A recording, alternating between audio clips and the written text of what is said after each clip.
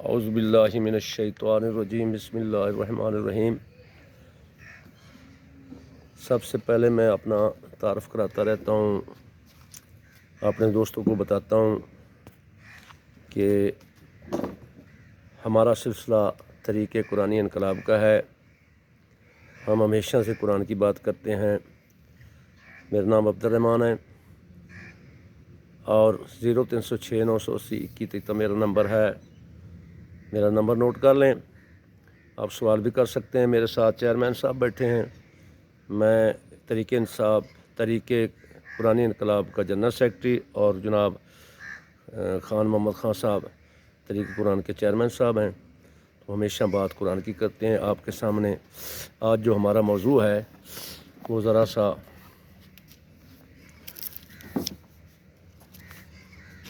یہ آپ کے سامنے آ جائیں اور یہی میں تلاوت کروں گا۔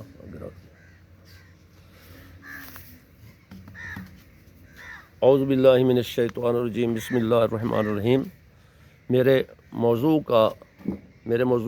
آج جو ہے وہ قرآن اور ہماری سیاستہ کی حدیثیں، ان کا تقابل، ان کا فرق آپ کے سامنے میں پیش کروں گا۔ تو یہ آیت ہے، اعوذ باللہ من الشیطان الرجیم، بسم اللہ الرحمن الرحیم۔ ما کان لبشر ان یؤتی اللہ الکتاب والحکم والنبوۃ ثم یقول للناس کونوا عبادا لی من دون اللہ ولکن کونوا ربانیین بما کنتم تعلمون الکتاب بما کنتم تدرسون۔ یہ سورۃ بقرہ ہے، اس کی 79 نمبر آیت ہے۔ آپ کسی کا بھی ترجمہ کر لیں، پڑھ لیں، خود پڑھ سکتے ہیں۔ تو ہمارا موضوع میں نے پہلے آپ کو بتا دیا ہے کہ قرآن اور ہماری روایات، ہماری حدیثیں، یہ سیاستہ کی حدیثیں، یہ 6 کتابیں ہیں۔ بخاری ہے، ابو داؤد ہے، ترمذی ہے، نسائی وغیرہ، وہی علماء حضرات جانتے ہیں۔ دوسرے لوگوں کو شاید نہ پتہ ہو، علماء کو تو اس کا بڑا پتہ ہے۔ تو اس کا تقابل آپ کو کراتے ہیں کہ قرآن کیا کہتا ہے اور حدیثیں کیا کہتی ہیں۔ تو چند مثالیں پیش کروں گا، کچھ علامہ اقبال کا نظریات شعر پیش کروں گا۔ تو اللہ نے یہ فرمایا، اس کا مفہوم یہ ہے، کسی آدمی کو یہ شان نہیں حاصل، ما کان لبشر، کسی بشر کو، کسی انسان کو یہ حق حاصل نہیں ہے کہ اللہ نے اس کو کتاب دی ہو، والحکمہ، اس کے پاس حکومت ہو، والنبوت، نبوت بھی ہو، تو پھر یہ کیا کہے، ثم یقول للناس کونوا عبادا لی، پھر لوگوں سے یہ کہتا پھرے کہ بھئی میری بات مانو، میرے غلام بن جاؤ، میرے عبد بن جاؤ۔ یہ کسی کی شان ہی نہیں ہے۔ یعنی حق حکومت جو ہے وہ صرف خدا کو، الحکم للہ، اللہ فرماتے ہیں میرا حکم جو ہے، میری حکومت چلتی ہے۔ یہ کسی نبی کو، یعنی انسان کو، وہ نبی بھی ہو، اس کے پاس کتاب ہو، حکومت ہو اور نبوت ہو، پھر یہ لوگ ثم یقول للناس کونوا عبادا لی، پھر لوگوں سے یہ کہے کہ میرے عبد بن جاؤ، میرے غلام بن جاؤ، من دون اللہ، اللہ کے علاوہ میرا حکم مانو، لیکن کونوا ربانیین، لیکن آپ ربانی بن جائیں، صرف خدا کا حکم ماننا ہے۔ بما کنتم تعلمون الکتاب، جیسے کہ تم کتاب کو پڑھتے ہو، قرآن کو پڑھتے ہو، اس میں یہ اصل یہی چیز آ گئی ہے، تعلمون الکتاب بما کنتم تدرسون۔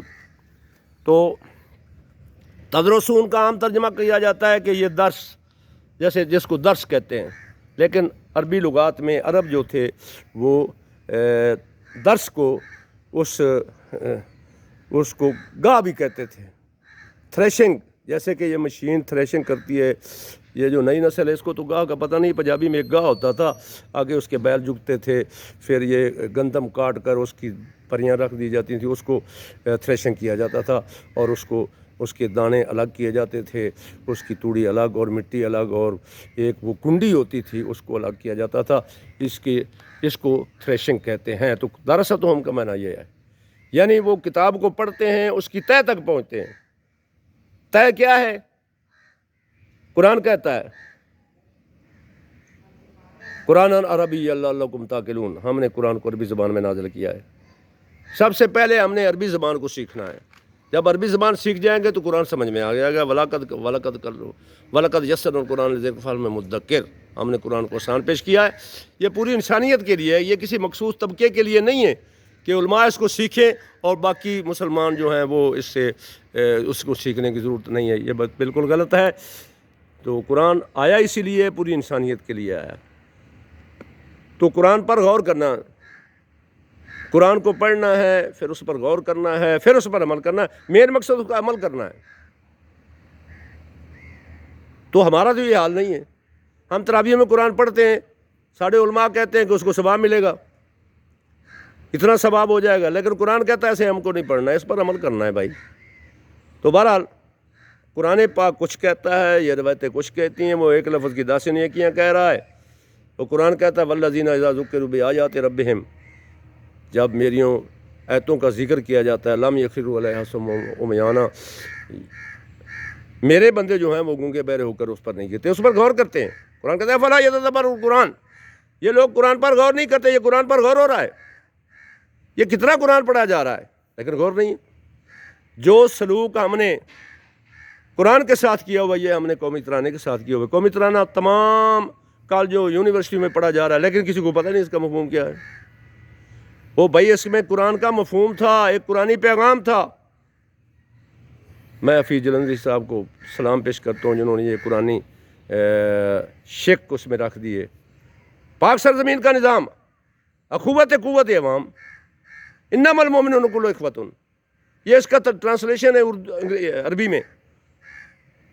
یہ فارسی میں ہے بھائی, کسی کو پتہ نہیں ہے اس میں کیا پیغام ہے. کھڑے ہیں الوؤں کی طرح کھڑے ہیں, بس ترانہ پڑھا جا رہا ہے اور اس کو سن رہے ہیں.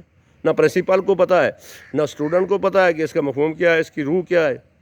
تو وہ کہتا ہے بھائی پاک سرزمین کا نظام, ہمارے پاک سرزمین کا نظام کیا ہوگا؟ اخوت قوت عوام, اور اخوت والا نظام ہوگا, بھائی چارے والا نظام ہوگا. یہ مسلمان بھائی بھائی, یہ دعویٰ کرتے بھائی بھائی, ایسے بھائی بھائی ہوتے ہیں.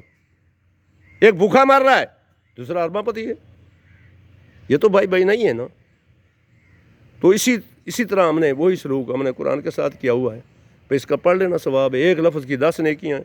تو کسی کیا ضرورت پڑی ہے کہ وہ اس کو سمجھے, پہلے پڑھے پھر اس کو سمجھے پھر اس پر عمل کرے, پھر اس کو نیکیاں ملیں گی, وہاں سے چھوٹ ہوگی. چلو ٹھیک ہے جی. یہ تراویح میں ہم قرآن پڑھتے ہیں, تمام لوگ کہتے ہیں ثواب ہے ثواب ہے, قرآن کہتا ہے ثواب نہیں ہے. قرآن تو کہتا ہے ثواب ایسے نہیں ہے.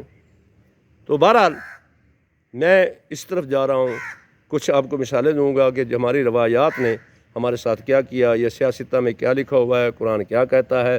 تو یہ تو لمبی تفصیل ہے, لیکن کچھ چند مثالیں دوں گا. جیسے قرآن کہتا ہے لیسا الانسان الا ما سعی, انسان کو وہی کچھ ملتا ہے جس کی وہ کوشش کرتا. کانا سوف یرا, ان قریب اپنی کوششوں کا نتیجہ دیکھ لیتا ہے. تو ادھر تو کچھ اور لکھا ہوا ہے, جو قسمت میں لکھا ہے وہی آپ کو ملے گا, وہ تقدیر لکھی ہوئی ہے. ان اللہ لا یغیر بقوم حتی یغیروا بانفسہم, ہم کسی قوم کی حالت بدلتے نہیں جب تک خود اپنے آپ کو نہیں بدلتے. تو یہ کیا ہے؟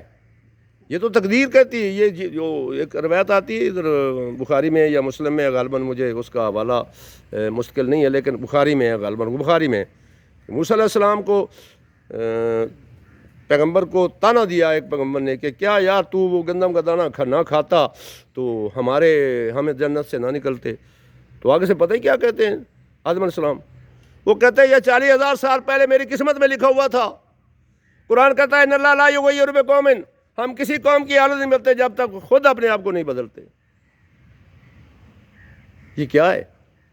یہ قوم تباہی کی طرف جا رہی ہے. وہ معزز زمانے میں حامل قرآن ہو کر, ہم خوار ہوئے زمانے میں تارک قرآن ہو کر. یہ علامہ اقبال تو سن 35 میں ہمیں تارک قرآن کہہ رہا ہے.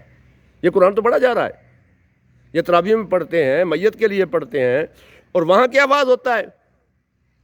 وہاں آواز ہوتا ہے کہ حضور سفارش کریں گے, یہ امت بخشی جائے گی. قرآن کہتا ہے لعنت للکاذبین, جھوٹوں پر لعنت ہو, کونوا مع الصادقین, سچوں کے ساتھ ڈٹ جاؤ. ہماری قوم کیا کر رہی ہے جی؟ سچ بول رہی ہے, یہ سچوں کے ساتھ دیتی ہیں. ادھر کہتے ہیں بخشی جائیں گے. ہر ختم پر میں یہی سنتا ہوں کہ حضور آن گے وہ بخشے جان گے, ساری ہو تو قیامت والے دن بخشی ہو جائے گی.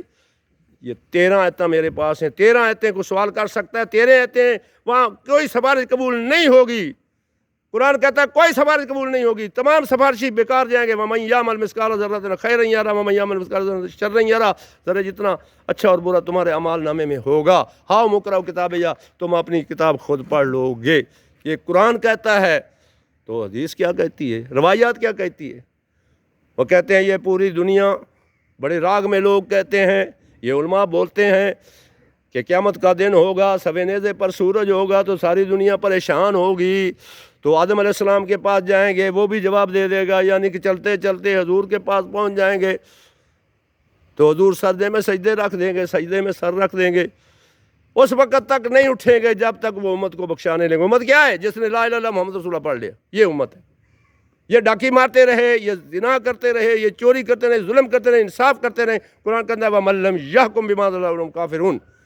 جو قرآن کے مطابق فیصلے نہیں کرتے یہی لوگ کافر ہیں۔ یہ نمازیں پڑھتے رہیں، جب فیصلہ کریں گے قرآن کے خلاف، قرآن کوئی نئی بات نہیں کہتا، وہ کہتا ہے میرٹ کی بات کرتا ہے، وہ انصاف دیتا ہے۔ کہاں عمر ہوں، عمر فاروق رضی اللہ تعالیٰ عنہ، وہ انصاف کر گئے، وہ قرآن پر عمل کر گئے۔ علامہ اقبال کہتے ہیں باقی نہ رہی تیری وہ آئینہ ضمیری، اے کشتہ ہے سلطانی ہوں ملا ہوں پیری۔ تو بہرحال چیئرمین صاحب کا اشارہ ہو گیا ہے، تو میں اس شعر کو تھوڑا سا مفہوم بتا دیتا ہوں۔ باقی نہ رہی تیری وہ آئینہ ضمیری، ہے کشتہ ہے سلطانی ہوں ملا ہوں پیری۔ تیرا وہ اپنا ضمیر نہ رہا، تیرے میں ملا میں پیر کا ضمیر آ گیا، پیر کا آ گیا، سلطان کا آ گیا، سرمایہ دار کا آ گیا۔ یہ اپنی تیری سوچ نہ رہی، یا ملا والی سوچ ہے، یا پیر والی سوچ ہے، یا سرمایہ دار کی سوچ ہے، یہ تیری اپنی ذاتی سوچ کہاں گئی؟ باقی نہ رہی تیری وہ آئینہ ضمیر، ہے کشتہ سلطانی ہوں ملا ہوں پیری، یہ علامہ اقبال فرما رہے ہیں۔ تو بہرحال میں نے ایک سوال کیا تھا، میں ابھی ختم کرنے والا ہوں، تو میں نے ان سے پوچھا بھی یار یہ قومی ترانے کا مفہوم کیوں نہیں آتا؟ یہ آپ سے لوگوں کو کسی کو بھی نہیں آتا، پرنسپل کو بھی نہیں آتا۔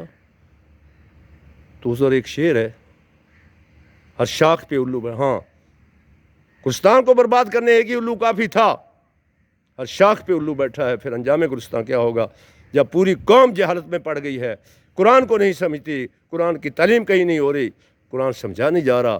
تو یہی ہونا تھا ہمارے ساتھ۔ خدا حافظ، ٹائم ختم ہو چکا ہے۔